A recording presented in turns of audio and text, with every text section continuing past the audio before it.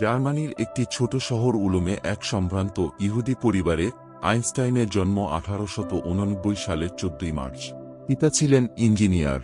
মাঝে মাঝেই ছেলেকে নানা খেলনা এনে দিতেন। শিশু আইনস্টাইনের বিচিত্র চরিত্রকে সেই দিন উপলব্ধি করা সম্ভব হয়নি তার অভিভাবক, তার শিক্ষকদের। স্কুলের শিক্ষকদের কাছ থেকে মাঝে মাঝেই অভিযোগ আসত পড়াশোনায় পিছিয়ে পড়া ছেলে, অমনোযোগী, আনমনা। ক্লাসের কেউ তার সঙ্গী ছিল না। সকলের শেষে পেছনের বেঞ্চে গিয়ে বসতেন। শুধু একমাত্র সঙ্গী তার মা। তার কাছে দুনিয়ার শ্রেষ্ঠ শিল্পীদের নানা সুর শোনেন, আর বেহালায় সেই সুর তুলে নেন। এই বেহালা ছিল আইনস্টাইনের আজীবনকালের সাথী। বাবাকে বড় একটা কাছে পেতেন না আইনস্টাইন। নিজের কারখানা নিয়েই ব্যস্ত থাকতেন তিনি। আনন্দেই কাটছিল তার জীবন। সেই আনন্দে ভরা দিনগুলোর মাঝে হঠাৎ কালো ঘনিয়ে এলো। সেই শৈশবেই আইনস্টাইন প্রথম অনুভব করলেন জীবনের তিক্ত স্বাদ। তারা ছিলেন ইহুদি, কিন্তু স্কুলে ক্যাথলিক ধর্মের নিয়মকানুন মেনে চলতে হতো। স্কুলের সমস্ত পরিবেশটাই বিষাদ হয়ে যায় তার কাছে। দর্শনের বই তাকে সবচেয়ে বেশি মুগ্ধ করত। 15 বছর বয়সের মধ্যে তিনি কান্ট, স্পিনোজা, ইউক্লিড, নিউটনের রচনা পড়ে শেষ করে ফেললেন। বিজ্ঞান দর্শনের সাথে পড়তেন গেটে, শিলার, শেক্সপিয়ার। অবসর সময়ে বেহালায় বিটোফোন, মোৎসার্টের সুর তুলতেন। এরাই ছিল তার সঙ্গী বন্ধু, তার জগৎ। এই সময় বাবার ব্যবসায় মন্দা দেখা দিল। তিনি স্থির করলেন মিউনিক ছেড়ে মিলানে চলে যাবেন, তাতে যদি ভাগ্যের পরিবর্তন হয়। সকলে মিউনিক ত্যাগ করল, শুধু সেখানে একা রয়ে গেলেন আইনস্টাইন। সুইজারল্যান্ডের একটি পলিটেকনিক স্কুলে ভর্তি হলেন। প্রথমবার তিনি পরীক্ষায় উত্তীর্ণ হতে পারলেন না। দ্বিতীয়বারের চেষ্টায় পরীক্ষায় পাশ করলেন। বাড়ির আর্থিক অবস্থা ক্রমশই খারাপ হয়ে আসছে। আইনস্টাইন অনুভব করলেন সংসারের দায়দায়িত্ব তাকে গ্রহণ করতেই হবে। শিক্ষকতার বৃত্তি গ্রহণ করার জন্য তিনি পদার্থবিদ্যা ও গণিত নিয়ে পড়াশোনা আরম্ভ করলেন। জুরিখ বিশ্ববিদ্যালয় থেকে স্নাতক হয়ে শিক্ষকতার জন্য বিভিন্ন স্কুলে দরখাস্ত করতে আরম্ভ করলেন। অনেকের চেয়েই শিক্ষাগত যোগ্যতা তার বেশি ছিল, কিন্তু কোথাও চাকরি পেলেন না। কারণ তার অপরাধ, তিনি ইহুদি। নিরুপায় আইনস্টাইন খরচ চালানোর প্রয়োজনে বাড়ি বাড়ি গিয়ে ছাত্র পড়াতে আরম্ভ করলেন। এই সময় আইনস্টাইন তার স্কুলের সহপাঠিনী মিলেভা মারেককে বিয়ে করলেন। তখন তার বয়স মাত্র 2 বছর। মিলেভা শুধু আইনস্টাইনের স্ত্রী ছিলেন না, প্রকৃত অর্থেই তার জীবনসঙ্গী ছিলেন। আইনস্টাইন বুঝতে পারলেন শিক্ষকতার কাজ পাওয়া তার পক্ষে সম্ভব নয়। একটি অফিসে ক্লার্কের চাকরি নিলেন। কাজের ফাঁকে ফাঁকে নিজের খাতার পাতায় সমাধান করতেন অঙ্কের জটিল তত্ত্ব। স্বপ্ন দেখতেন প্রকৃতির দুর্গে রহস্য ভেদ করার। তার এই গোপন সাধনার কথা শুধু মিলেভাকে বলেছিলেন, আমি এই বিশ্ব প্রকৃতির স্থান ও সময় নিয়ে গবেষণা করছি। আইনস্টাইনের এই গবেষণায় ছিল না কোনো ল্যাবরেটরি, ছিল না কোনো যন্ত্রপাতি। তার একমাত্র অবলম্বন ছিল খাতা কলম আর তার অসাধারণ চিন্তাশক্তি। অবশেষে শেষ হল তার গবেষণা। তখন তার বয়স মাত্র 26 বছর।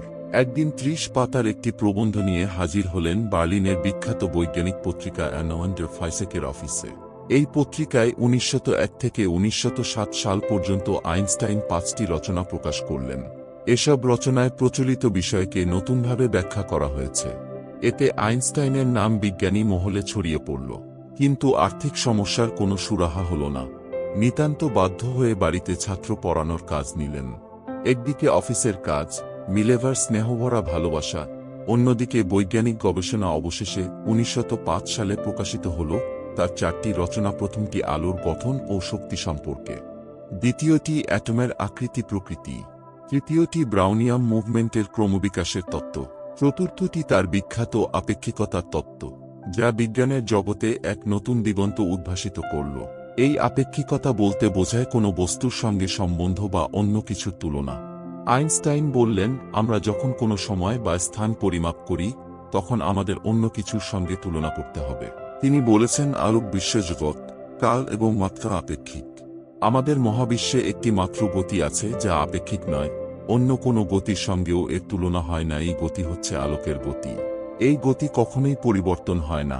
এই সময় জুরিখ বিশ্ববিদ্যালয় থেকে আমন্ত্রণ জানানো হল আইনস্টাইনকে অধ্যাপক হিসেবে যোগ দেওয়ার জন্য। 1907 সালে তিনি জুরিখ বিশ্ববিদ্যালয়ে সাধারণ অধ্যাপক হিসেবে নিযুক্ত হলেন। এরই সাথে পেটেন্ট অফিসের চাকরিও করেন। বিজ্ঞান জগতে ক্রমশই আইনস্টাইনের নাম ছড়িয়ে পড়ছিল। বিজ্ঞানী কেলভিনের জন্মবার্ষিকী উপলক্ষে জেনেভা বিশ্ববিদ্যালয় থেকে আইনস্টাইনকে আমন্ত্রণ জানানো হল। এখানে তাকে অনারারি ডক্টরেট উপাধি দেওয়া হলো। এরপর তার ডাক এল জার্মানির সলসবার্গ কনফারেন্স থেকে। এখানে জগদ্বিখ্যাত বিজ্ঞানীদের সামনে তার প্রবন্ধ পড়লেন আইনস্টাইন। তিনি বললেন, তাত্ত্বিক পদার্থবিদ্যার অগ্রগতির পরবর্তী পর্যায়ে আমরা এমন কোনো এক তত্ত্ব পাব যা আলোর কণাতত্ত্ব এবং তরঙ্গ তত্ত্বকে সময়ের বাঁধনে বাঁধতে পারবে। আইনস্টাইনের এই উক্তির জবাবে বিজ্ঞানী প্লাঙ্ক বললেন, আইনস্টাইন যা চিন্তা করছেন সেই পর্যায়ে চিন্তা করার সময় এখনো আসেনি। এর উত্তরে আইনস্টাইন তার বিশেষ আপেক্ষিক তত্ত্বের ও সব দুই উৎপত্তিটি আলোচনা করে বোঝালেন তিনি যা প্রমাণ করতে চাইছেন তা কতখানি সত্য।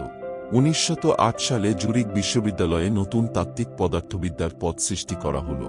রাজনৈতিক মহলের চাপে এই পদে মনোনীত করা হল আইনস্টাইনের সহপাঠী ফ্রেডরিক এডলারকে। ফ্রেডরিক নতুন পদে যোগ দিয়েই জানতে পারলেন এই পদের জন্য আইনস্টাইনের পরিবর্তে তাকে নিযুক্ত করা হয়েছে। তিনি কর্তৃপক্ষকে জানালেন এই পদের জন্য আইনস্টাইনের চেয়ে যোগ্য ব্যক্তি আর কেউ নেই। তার তুলনায় আমার জ্ঞান নেহাতই নগণ্য। বিশ্ববিদ্যালয় কর্তৃপক্ষ উপলব্ধি করতে পারলেন ফ্রেডরিকের কথার গুরুত্ব। অবশেষে 1909 সালে আইনস্টাইন তার পেটেন্ট অফিসের চাকরিতে ইস্তফা দিয়ে পুরোপুরি শিক্ষকতা পেশা গ্রহণ করলেন। জুরিখে এসে বাসা ভাড়া করলেন। আইনস্টাইন আর কেরানি নন, প্রফেসর। কিন্তু মাইনে আগে পেতেন 4500 ফ্রাঙ্ক, এখনও তাই। তবে লেকচার ফি বাবদ সামান্য কিছু বেশি। বিশ্ববিদ্যালয়ের অধ্যাপনার সুযোগে বহু মানুষের সাথে, গুণী বিজ্ঞানীদের সাথে পরিচয় হয়। এমন সময় ডাক এল জার্মানির প্রাগ থেকে। জার্মান বিশ্ববিদ্যালয়ে পদার্থবিদ্যার অধ্যাপক হিসেবে তাকে নিয়োগপত্র দেওয়া হল। মাইনে আগের চেয়ে বেশি। তাছাড়া প্রাগে গবেষণার জন্য পাবেন বিশাল লাইব্রেরি। 1911 সালে সপরিবারে প্রাগে এলেন আইনস্টাইন।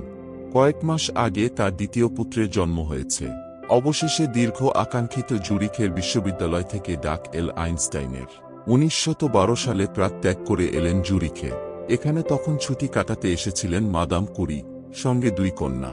দুই বিজ্ঞানীর মধ্যে গড়ে উঠল মধুর বন্ধুত্ব। পাহাড়ি পথ ধরে যেতে যেতে মাদাম কুরি ব্যাখ্যা করেন তেজস্ক্রিয়তা আর আইনস্টাইন বলেন তার আপেক্ষিকতার তত্ত্ব। একদিন নিজের তত্ত্বের কথা বলতে বলতে এত তন্ময় হয়ে পড়েছিলেন পথের ধারে গর্তের মধ্যে গড়িয়ে পড়লেন আইনস্টাইন। তাই দেখে মেরি কুরির দুই মেয়ে হাসিতে ফেটে পড়ল। গর্ত থেকে উঠে তাদের সঙ্গে আইনস্টাইনও হাসিতে যোগ দিলেন। সেই সময় জার্মানিতে কাইজারের পৃষ্ঠপোষকতায় বার্লিন শহরে গড়ে উঠেছে কাইজার তিলহেলম ইনস্টিটিউট। বিজ্ঞানের এত বড় গবেষণাগার পৃথিবীর আর কোথাও নেই। এখানে যোগ দিয়েছেন প্লাঙ্ক, নার্নস্ট, হারের আরও সব বিখ্যাত বিজ্ঞানী। কিন্তু আইনস্টাইন না থাকলে যে অসম্পূর্ণ থেকে যাবে সবকিছু। তাকে আমন্ত্রণ জানানো হল। বার্লিনে এলেন আইনস্টাইন। সবকিছু দেখে মুগ্ধ হলেন তিনি। শুধু গবেষণাগার নয়, বহু বিজ্ঞানীকেও কাছে পাওয়া যাবে। একসাথে কাজ করা যাবে। তাকে মাইনে দেয়া হল বর্তমান মাইনের দ্বিগুণ। 1914 সালে বার্লিনে এলেন আইনস্টাইন। যখন আইনস্টাইন বার্লিন ছেড়েছিলেন তখন তিনি 15 বছরের কিশোর। দীর্ঘ 20 বছর পর ফিরে এলেন নিজের শহরে। চেনা জানা পরিচিত মানুষদের সাথে দেখা হল। সবচেয়ে ভালো লাগলো দূরসম্পর্কিত বোন কাছে ফিরে এসেছে। এলসার সান্নিধ্য বরাবরই মুগ্ধ করত আইনস্টাইনকে। অল্পদিনেই অনেকের সাথেই বন্ধুত্ব গড়ে উঠল। ছেলেবেলা থেকেই যেখানে সেখানে অঙ্ক করার অভ্যাস ছিল আইনস্টাইনের। কখনো ঘরের মেঝেতে, কখনো টেবিলের ওপর। টেবিল ভর্তি হয়ে গেলে মাটিতে বসে চেয়ারের উপরেই অঙ্ক কষে চলেছেন। গবেষণায় যতই মনোযোগী হয়ে উঠেছিলেন আইনস্টাইন, সংসারের প্রতি ততই উদাসীন হয়ে পড়ছিলেন। স্ত্রী মিলেভার সাথে সম্পর্ক ভালো যাচ্ছিল না। ক্রমশই সন্দেহবাতিকগ্রস্ত হয়ে পড়ছিলেন মিলেভা। দুই ছেলেকে নিয়ে সুইজারল্যান্ডে চলে গেলেন। কয়েক মাস কেটে গেল আর ফিরলেন না মিলেভা। এদিকে প্রথম মহাযুদ্ধ শুরু হল। বিজ্ঞানীদের অধিকাংশই জড়িয়ে পড়লেন যুদ্ধে। আইনস্টাইন এই যুদ্ধের বীভৎসতা দেখে ব্যথিত হলেন। এরই সাথে সংসারের একাকিত্ব, স্ত্রীপুত্রকে হারিয়ে মানসিকভাবে বিপর্যস্ত হয়ে পড়লেন আইনস্টাইন। এই সময় অসুস্থ আইনস্টাইনের পাশে এসে দাঁড়ালেন এলসা। এলসার অক্লান্ত সেবাযত্নে ক্রমশই সুস্থ হয়ে উঠলেন আইনস্টাইন। তিনি স্থির করলেন মিলেভার সাথে আর সম্পর্ক দীর্ঘস্থায়ী করা সম্ভব নয়। অবশেষে তাদের মধ্যে বিচ্ছেদ হয়ে গেল। আইনস্টাইন এলসাকে বিয়ে করলেন। এদিকে যুদ্ধ শেষ হল। কাইজারের পতন ঘটল। প্রতিষ্ঠা হল নতুন জার্মান রিপাবলিকের। আইনস্টাইনের আপেক্ষিক তত্ত্ব তখনও প্রমাণিত হয়নি। এগিয়ে এলেন ইংরেজ বিজ্ঞানীরা। সূর্যগ্রহণের একাধিক ছবি তোলা হল। সেই ছবি পরীক্ষা করে দেখা গেল আলোবাকে। বিজ্ঞানীরা উত্তেজনায় ফেটে পড়লেন। মানুষ তার জ্ঞানের সীমানাকে অতিক্রম করতে চলেছে। অবশেষে 6 নভেম্বর ইংল্যান্ডের রয়্যাল সোসাইটিতে ঘোষণা করা হল সেই যুগান্তকারী আবিষ্কার, আলো বেঁকে যায়। এই বাঁকের নিয়ম নিউটনের তত্ত্বে নেই। আলোর বাঁকের মাপ আছে আইনস্টাইনের আপেক্ষিকতাবাদের সূত্রে। পরিহাসপ্রিয় আইনস্টাইন তার এই যুগান্তকারী আবিষ্কার নিয়ে কৌতুক করে বললেন, আমার আপেক্ষিক তত্ত্ব সত্যি বলে প্রমাণিত হয়েছে। এবার জার্মানি বলবে আমি জার্মান, আর ফরাসিরা বলবে আমি বিশ্বনাগরিক। কিন্তু যদি আমার তত্ত্ব মিথ্যা হতো, তাহলে ফরাসিরা বলতো আমি জার্মান, আর জার্মানরা বলতো আমি ইহুদি। একদিন এক তরুণ সাংবাদিক বললেন, আপনি সংক্ষেপে বলুন আপেক্ষিক তত্ত্বটা কি? আইনস্টাইন কৌতুক করে বললেন, যখন একজন লোক কোনো সুন্দরীর সঙ্গে 1 ঘন্টা গল্প করে তখন তার মনে হয় যে যেন 1 মিনিট বসে আছে, কিন্তু যখন তাকে কোনো গরম উনানের ধারে 1 মিনিট দাঁড় করিয়ে দেওয়া হয় তার মনে হয় সে যেন 1 ঘন্টা দাঁড়িয়ে আছে। এই হচ্ছে আপেক্ষিক তত্ত্ব। আপেক্ষিক তত্ত্বে জটিলতার দুর্বোধ্যতার কারণে মুখরোচক কিছু কাহিনী ছড়িয়ে পড়ল।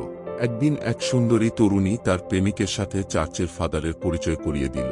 পরদিন যখন মেয়েটি ফাদারের কাছে গিয়েছে, ফাদার তাকে কাছে ডেকে বললেন, তোমার প্রেমিককে আমার সব দিক থেকেই ভালো লেগেছে, শুধু একটি বিষয় ছাড়া। মেয়েটি কৌতূহলে জিজ্ঞাসা করল, কোনো বিষয়? ফাদার বললেন, তার কোনো রসবোধ নেই। আমি তাকে আইনস্টাইনের আপেক্ষিক তত্ত্বের কথা জিজ্ঞাসা করেছি, আর সে আমাকে তাই বোঝাতে আরম্ভ করল। হাসিতে ফেটে পড়ল মেয়েটি। আমেরিকার এক বিখ্যাত সুরকার জর্জ তার এক বন্ধুকে বললেন, একজন মানুষ 20 বছর ধরে একটা বিষয় নিয়ে চিন্তা করলেন, আর ভাবলে অবাক হতে হয়, সেই চিন্তাটুকুকে প্রকাশ করলেন মাত্র 3 পাতায়। বন্ধুটি জবাব দিল, নিশ্চয়ই খুব ছোট অক্ষরে ছাপা হয়েছিল। আইনস্টাইন আমেরিকায় গিয়েছেন, সাংবাদিকরা তাকে ঘিরে ধরল। একজন জিজ্ঞেস করল, আপনি কি এক কথায় আপেক্ষিক তত্ত্বের ব্যাখ্যা করতে পারেন? আইনস্টাইন জবাব দিলেন, না। আজকাল মেয়েরা কেন আপেক্ষিক তত্ত্ব নিয়ে এত আলোচনা করছে? আইনস্টাইন হাসতে হাসতে বললেন, মেয়েরা সবসময় নতুন কিছু পছন্দ করে, এই বছরের নতুন জিনিস হল আপেক্ষিক তত্ত্ব। অবশেষে এল সাধক বিজ্ঞানীর জীবনের শ্রেষ্ঠ পুরস্কার। কিছুদিন ধরেই নোবেল কমিটি আইনস্টাইনকে নোবেল পুরস্কার দেওয়ার কথা চিন্তা করছিল, কিন্তু সংশয় দেখা গেল স্বয়ং নোবেলের ঘোষণার মধ্যে। তিনি বলে গিয়েছিলেন পদার্থবিদ্যায় নোবেল পুরস্কার পাবেন আবিষ্কারক, আর সেই আবিষ্কার যেন মানুষের কল্যাণে লাগে। আইনস্টাইনের বেলায় বিতর্ক দেখা দিল, তার আপেক্ষিক তত্ত্ব যুগান্তকারী হলেও প্রত্যক্ষভাবে তা মানুষের কোনো কাজে লাগবে না। তখন তার ফটো ইলেকট্রিক এফেক্ট বা আলোক তড়িৎ ফলকে সরাসরি আবিষ্কার হিসেবে বলা সম্ভব, এবং এর প্রত্যক্ষ ব্যবহারও হচ্ছে, তাই ঘোষণা করা হল survives to the theory of physics, especially for the law of the photoelectric effect. Einstein তার প্রথমা স্ত্রী মিলেভার সাথে বিবাহবিচ্ছেদের শর্ত অনুসারে নোবেল পুরস্কারের পুরো টাকাটা তাকে পাঠিয়ে দেন। আমেরিকায় বক্তৃতা দেওয়ার জন্য বারবার ডাক আসছিল।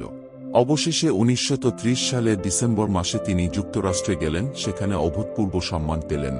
শুধু আমেরিকা নয়, যখন যে দেশেই যান সেখানেই পান সম্মান আর ভালোবাসা। এদিকে স্বদেশ জার্মানি ক্রমশই আইনস্টাইনের কাছে পরবাস হয়ে উঠেছিল। একদিকে তার সাফল্য স্বীকৃতিকে কিছু বিজ্ঞানী ঈর্ষার দৃষ্টিতে দেখতে থাকে, অন্যদিকে হিটলারের আবির্ভাবে দেশজুড়ে এক জাতীয়তাবাদের নেশায় মত্ত হয়ে ওঠে একদল মানুষ। ইহুদিরা ক্রমশই ঘৃণিত দ্বিতীয় শ্রেণীর নাগরিক হিসেবে পরিগণিত হতে থাকে। আইনস্টাইন বুঝতে পারলেন জার্মানিতে থাকা তার পক্ষে মোটেই নিরাপদ নয়। কিন্তু কোথায় যাবেন? আহ্বান আসে নানা দেশ থেকে। অবশেষে স্থির করলেন আমেরিকার প্রিন্সটনে যাবেন। জার্মানি থেকে ইহুদি বিতরণ শুরু হয়ে যায়। আইনস্টাইন বুঝতে পারলেন এবার তারও যাওয়ার পালা। প্রথমে গেলেন ইংল্যান্ডে, সেখান থেকে 1934 সালের 7 জুলাই রওনা হলেন আমেরিকায়। তখন তার বয়স 55 বছর। প্রিন্সটনের কর্তৃপক্ষ আইনস্টাইনের নিরাপত্তা নিয়ে চিন্তিত হয়ে পড়লেন। গুপ্তঘাতকের দল যে সাগর পেরিয়ে আমেরিকায় এসে পৌঁছবে না, তাই বা কে বলতে পারে। তাই তাকে গোপন জায়গায় রাখা হলো। সেই বাড়ির ঠিকানা কাউকে জানানো হলো না।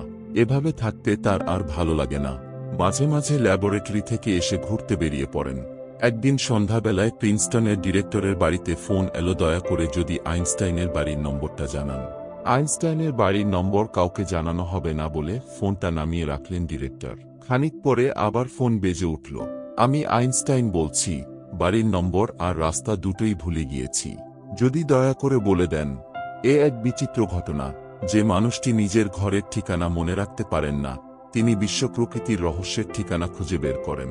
প্রকৃতপক্ষে জীবনের উত্তর পর্বে এসে আইনস্টাইন হয়ে উঠেছিলেন গৃহ সন্ন্যাসী। বড়দের চেয়ে শিশুরাই তার প্রিয়। তাদের মধ্যে গেলে সবকিছু ভুলে যান। শিশুদের কাছে কল্পনার ক্রিসমাস বুড়ো, পরনে কোট নেই, টাই নেই, জ্যাকেট নেই। ঢলঢলে প্যান্ট আর গলা আটা সোয়েটার, মাথায় বড় বড় চুল, মুখে খোঁচা খোঁচা দাড়ি, জ্যাটা গোফ। দাড়ি কামাতে অর্ধেক দিন ভুলে যান। যখন মনে পড়ে গায়ে মাখা সাবানটা গালে ঘষে দাড়ি কেটে নেন। কেউ জিজ্ঞেস করলে কি ব্যাপার গায়ে মাখা সাবান দিয়ে দাড়ি কাটা, আইনস্টাইন জবাব দিতেন, দুরকম সাবান ব্যবহার করে কি লাভ। শুধু নির্যাতিত ইহুদিদের সপক্ষে নয়, তিনি ক্রমশই আতঙ্কগ্রস্ত হয়ে পড়েছিলেন সমগ্র মানবজাতির ভবিষ্যতের কথা ভেবে। যুদ্ধের বিরুদ্ধে যারা সংগ্রাম করছে, দলমত নির্বিশেষে তিনি তাদের সমর্থন করলেন। তিনি বিশ্বাস করতেন একদিন মানুষ এই ধ্বংসের উন্মাদনা ভুলে এক হবেই, আর একত্বতার মধ্যেই মানুষ খুঁজে পাবে তার ধর্মকে। আইনস্টাইনের কাছে এই ধর্মীয় চেতনা প্রচলিত কোনো সীমার মধ্যে আবদ্ধ ছিল না। তিনি বিশ্বাস করতেন ধর্ম মানবতারই এক মূর্ত প্রকাশ। বিজ্ঞান আর ধর্মে কোনো প্রভেদ নেই, প্রভেদ শুধু দৃষ্টিভঙ্গিতে। বিজ্ঞান শুধু কি তার উত্তর দিতে পারে, কেন বা কি হওয়া উচিত সে উত্তর দেওয়ার ক্ষমতা নেই। অপরদিকে ধর্ম শুধু মানুষের কাজ আর চিন্তার মূল্যায়ন করতে পারে মাত্র। সে হয়তো মানব জীবনের লক্ষ্য নির্ধারণ করতে পারে, কিন্তু সেই লক্ষ্যে পৌঁছানোর পথ বলে দেয় বিজ্ঞান। তাই ধর্ম ছাড়া বিজ্ঞান পঙ্গু, আর বিজ্ঞান ছাড়া ধর্ম অন্ধ।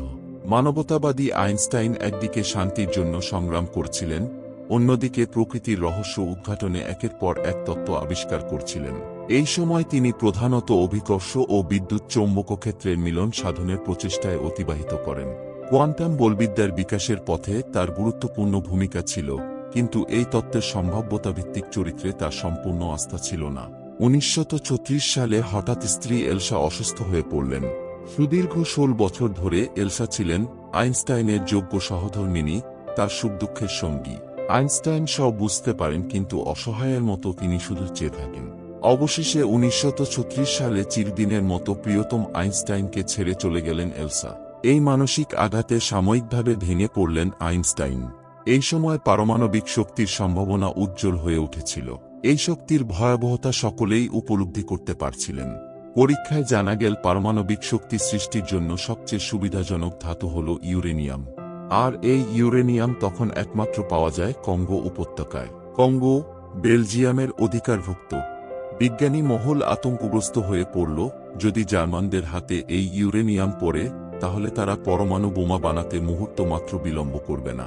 গোপনে সংবাদ পাওয়া যায় জার্মান বিজ্ঞানীরা নাকি জোর গবেষণা চালিয়ে যাচ্ছে।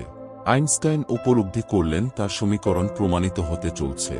সামান্য ভরের রূপান্তরের মাধ্যমে পাওয়া যাচ্ছে অপরিমেয় শক্তি। আইনস্টাইন লিখেছেন, আমার জীবনকালে এই শক্তি পাওয়া যাবে ভাবতে পারিনি।